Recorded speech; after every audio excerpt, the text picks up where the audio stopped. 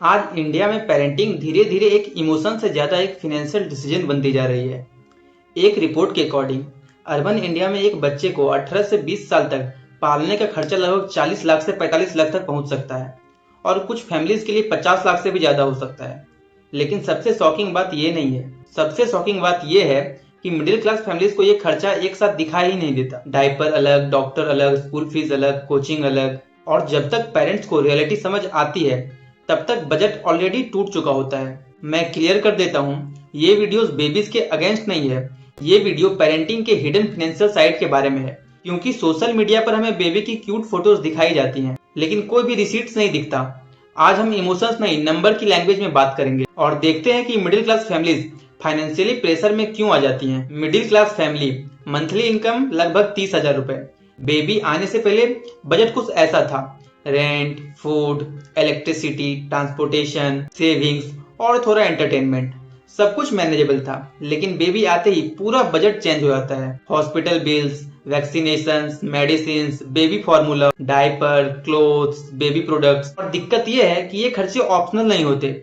आप Netflix cancel कर सकते हैं लेकिन वैक्सीनेशन कैंसिल नहीं कर सकते। आप वीकेंड आउटिंग स्किप कर सकते हैं लेकिन डॉक्टर की अपॉइंटमेंट स्किप नहीं कर सकते। लोग सोचते हैं कि स्कूल शुरू होगा तब खर्चा बढ़ेगा।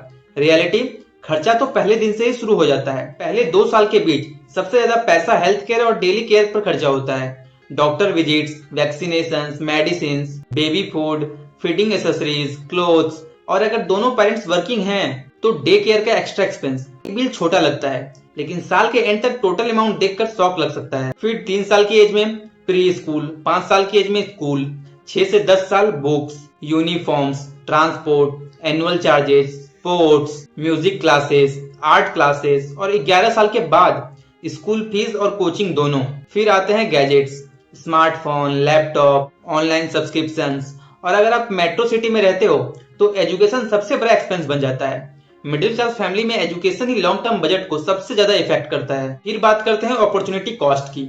ये फाइनेंस का एक ऐसा कॉन्सेप्ट है जिसके बारे में बहुत कम लोग बात करते हैं। मान लो आप हर महीने 10,000 इन्वेस्ट कर रहे थे।